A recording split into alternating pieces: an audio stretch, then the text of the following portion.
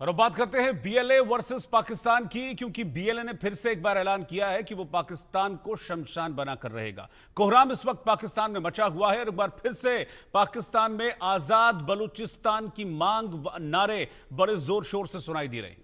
एक तरफ जहां बीएलए ने पाकिस्तानी सेना को बलूचिस्तान में परेशान करके रखा हुआ है, तो वहीं बीएलएफ भी पाकिस्तानी सेना पर कहर बनकर टूट रही है।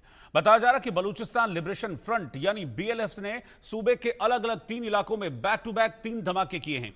बलूचिस्तान लिबरेशन आर्मी जो फ्रंट है बलूचिस्तान लिबरेशन फ्रंट, उसके स्पीकर मेजर गवाहराम बलोच ने बताया है कि खारान और हैरोंक में सेना की चौकियों पर ग्रेनेड लॉन्चर से हमला किया है बीएलएफ ने, जिसमें कई पाकिस्तानी सैनिकों को मौत के घाट उतारने का दावा वो कर रहे हैं। और ये कह रहे हैं कि इसके साथ ही साथ हमने पाकिस्तान की कई ठिकानों, कई चौकियों को नेस्तो नाबूद कर दिया है, तबाह कर दिया है। इससे पाकिस्तानी सेना को बड़ा नुकसान पहुंचा है, ऐसा दावा बीएलएफ की तरफ से किया गया है। तो ब्रेकिंग न्यूज इस वक्त यही है कि बलूचिस्तान में पाकिस्तानी सेना पर बड़े हमले बीएलएफ की तरफ से जारी हैं। एक बार फिर से बीएलएफ ने पाकिस्तानी सेना पर कहर बरपाया है। खारान, हैरोंग और चागी में एक के बाद एक 3 धमाके इन 3 जगहों पर किए गए हैं और इन धमाके में सेना की चौकियों पर ग्रेनेड लॉन्चर से हमला किया, उन्हें पूरी तरह से खत्म कर दिया, तबाह कर दिया है।